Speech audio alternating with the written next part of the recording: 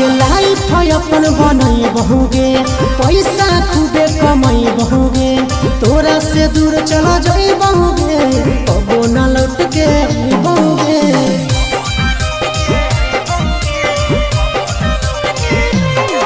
आगे लाइफ अपन बनई बहुगे, पैसा खूबे कमाई बहुगे, तोरा से दूर चला जाई बहुगे, कबो न लौट के बहुगे। सागर बेदर्दी से बोले भी नाता तोड़ गे,